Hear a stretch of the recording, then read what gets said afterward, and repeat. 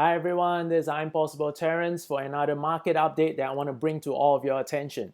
All right, today is all going to be about oil, oil, oil. All right, because are you going to go to the petrol pumps today, all right, and get free oil? Are they going to pay you to get your pumps pumping oil into your car and vehicles today? No, it's not going to happen. All right, it's not going to happen just because we have negative oil prices yesterday for the first time that most of us are seeing. All right, it's a record that's going to be written down in the books over here, but all right, it's an event that did not get many harmed.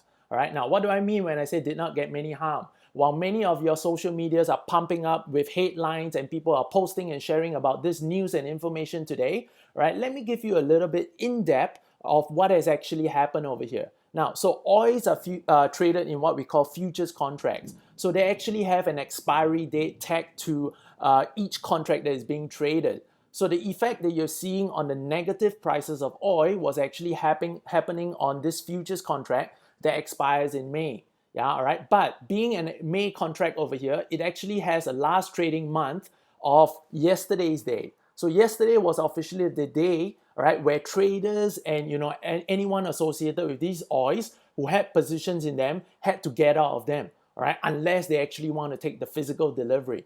Now, let me show you a little bit of a background story. So when OPEC itself had an oil war earlier this month, all right, what they did was to smash down oil prices, right, and that has lead to a lot of oil developers and oil, manufacturers over here deciding to store their oils they have already produced rather than to sell them into the markets. So what has happened over here is they've kept inventory instead of pushing it out. Now, so in exchange over here, a lot of their warehouses are stored to the brim. So they don't have spaces to take on more oils over here, no matter how cheap they are.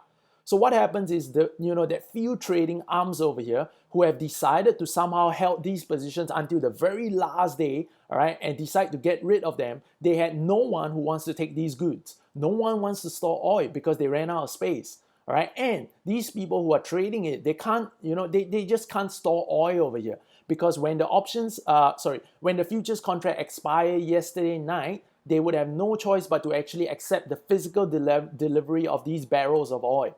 All right, and they're not running oil firms over here. They're not running oil storages over here. So they have no means to actually get these oil stored. And they know that if they're going to approach these oil storage facilities over here, they are running full. So they're probably going to have to pay even much more just to get these companies to store their oil. Yeah, all right. So this is a major problem over here that many want to get out before the market closed yesterday. Now, so in exchange over here, what they were doing over here, they was desperately trying to get out of these positions, all right, and the prices just kept getting lower and lower and lower, and it just went into negative over here, right, just because there were no one that wants to take hold of them. Yeah, okay, all right. Now, so this is basically a story over here where, these people want to sell their oil, all right, and nobody was willing to take them. There was just no volumes out there because it was already winding down. All right, so if you are a futures trader, you have been taught and told many times, never hold a position until the last second trading day of the expiring contract itself, because all the volumes and liquidity is already out of that particular contract. Most of them have already moved to what we call the trading month for June over here. Yeah, all right. Now, so later on, I'll show you a comparison more in depth over here by comparing the May contracts versus the June contracts. All right, and you'll realize, all right, moving forward, the active month didn't really see, as much of a drastic disaster as what you see over here in the May contracts. Now, so, don't fret too much over here. Retail investors were not harmed. So you're not going to see, those kind of headline news that, people lost their fortunes over here as a retail investor banking on oil or oil futures. That's probably not going to happen. All right. But you might actually see a couple of trading firms over here or proprietary trading arms or even some funds over here who are specific in trading oil. All right. You may actually see them not being able to open their doors today. All right, they may actually have to fold their companies and declare bankruptcy because of what happened yesterday night. All right, so most of them who were getting out over here were pretty much trading firms who decide to roll only on the last couple of days or specifically the last day, all right, rather than get it done earlier. Yeah, all right. Now, of course, I hope none of you watching this video right now is harmed, all right, or hurt or incurred big losses because of this event that has happened. All right, I doubt you should be in that situation. All right, but if you happen to be one of those trading firms or working in one of them, it's unfortunate. Yeah, all right, it's unfortunate, and somehow we should have never put ourselves in that position to begin with. Yeah, okay, now, so for that, let's get to the charts over here in my computer screen, and I'll share a little bit more in-depth information with all of you. All right, welcome back everyone. Now, so I just want to show you quickly about the two different charts side by side. All right, the left one is the one with the May expiring contract for crude oil. All right, and then the one on the right over here is going to be the one for June over here. Right now, so you see similar patterns over here where you see the oil trading open. These are 15 minutes charts throughout the day yesterday. All right, and then of course you see the big drop over here just towards the close of the market. All right, before we actually see a much rebound after that. Yeah, okay, all right, now, so it went to a low over here of about minus negative $40 before bouncing back up, right? While you could see that the June contracts over here had a fall, right? It had a fall as well, but it fell to kind of a low of $20, nowhere near negative over here, all right, before bouncing up. Right, so no, crude oil is not going to go into negative prices. Oil is not going to get free over here. All right, okay, but if you happen to have storage facilities where you could keep oil, all right, then perhaps you could have made a little bit of money over there in that process. All right, but none of us as retail traders obviously have those capabilities. All right, so we can skip that thought altogether. Yeah, all right, so not like the social media is telling you what's going to happen in terms of the oil pumps. All right, it's not going to be a reality over here. All right, you're going to be funny to try going to the oil pumps over here and asking for free oil today. It's just not going to happen. Yeah, okay, but you realize that yes, we took an impact or a hit in terms of oil prices over here. All right, but it's nowhere near that. But in exchange over here, because of this situation that has happened, all right, what you'll notice over here then is this. Right, the situation actually impacted the trading of the US markets over here. All right, when oil started to go southwards over here. All right, so you could see S&P was actually opening low to the day. All right, and then it actually went up strongly over here. All right, before coming down to close towards the low of the day. All right, because of the oil situations that has spooked the market altogether.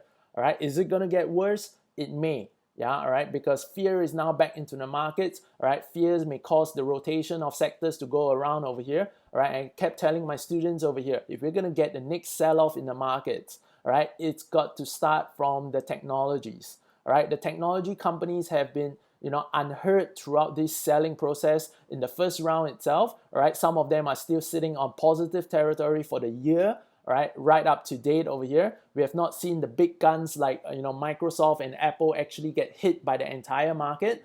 All right, we also know that Amazons are still hitting new highs over here, which is absolutely ridiculous. All right, now, but that's where the money flow is going in right now. So if we're going to start seeing some fear cripple into the market, all right, or creep into the market right now, we're going to start seeing the most dangerous threat there is to the market, which is to spook the retail investors and the buy and hold investors.